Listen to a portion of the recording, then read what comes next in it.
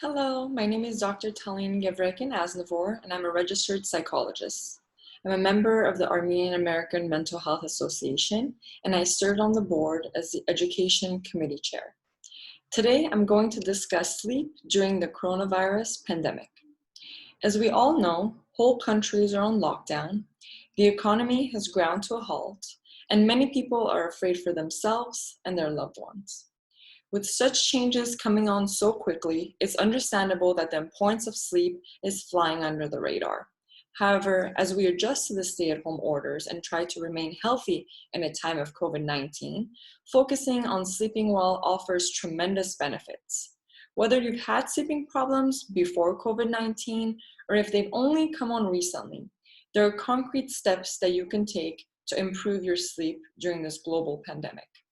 So first off, I'll talk a little bit about some sleep challenges during this pandemic. So the first challenge is the disruption of our daily life. Social distancing, school closures, quarantines, working from home, all have had profound changes to our normal routines for people of all ages and all walks of life. During this time, it can be difficult to adjust to a new daily schedule or lack of a schedule. It may also be difficult to keep track of the time and even the day.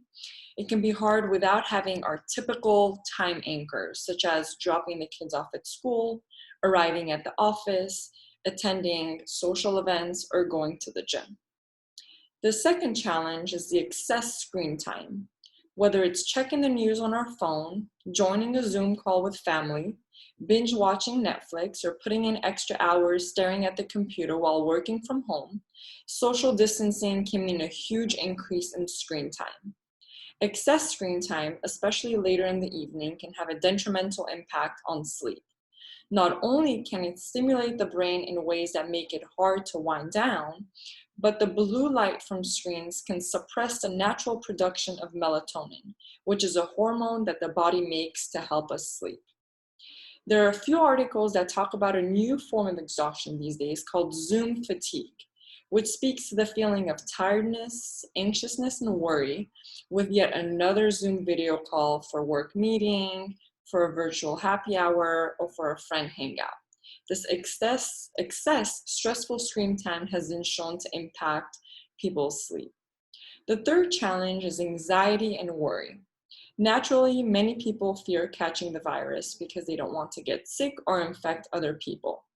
Most people have close friends or family who are older or in high-risk groups because of pre-existing condition. This provokes worries about their health and their safety. Economic concerns are also affecting nearly everyone.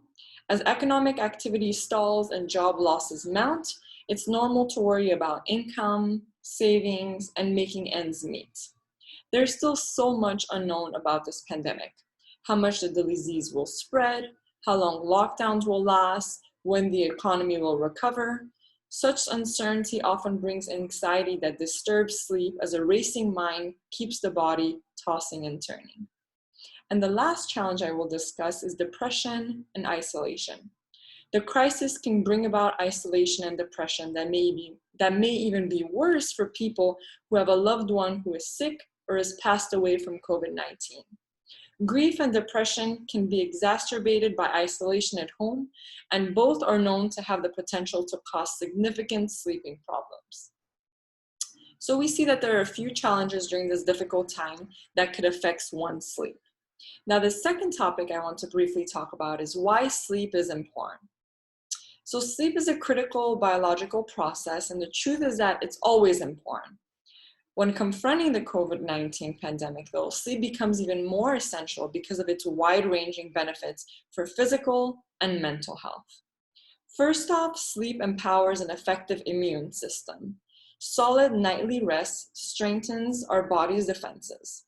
Research has shown that people who are sleep deprived or constantly miss out on quality sleep are not only more likely to get sick after being exposed to a virus, but their body takes longer to recover when they're hit with an illness.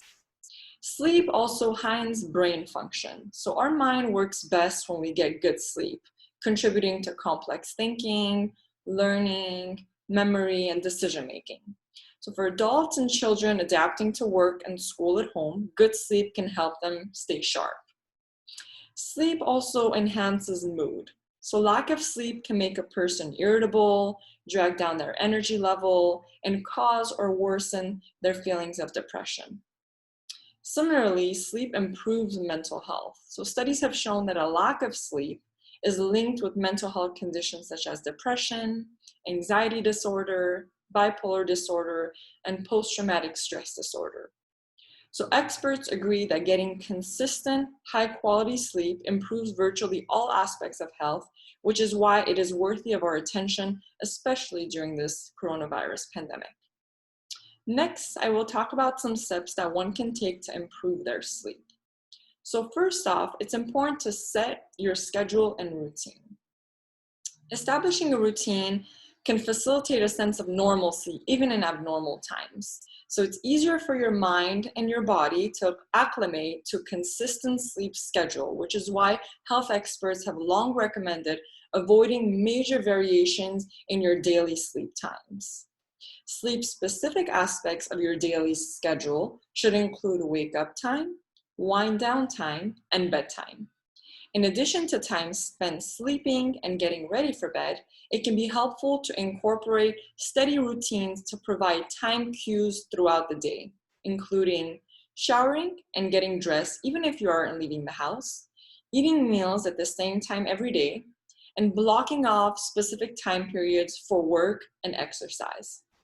Second off, it's important to reserve your bed for sleep. Sleep experts emphasize the importance of creating an association in your mind between your bed and sleep. For this reason, they recommend that sleep be the only activity that takes place in your bed. This means that working from home shouldn't mean working from bed. It also means avoiding bringing a laptop into bed to watch a movie or series. On any given night, if you find that you're having a hard time sleeping, don't spend more than 20 minutes tossing and turning.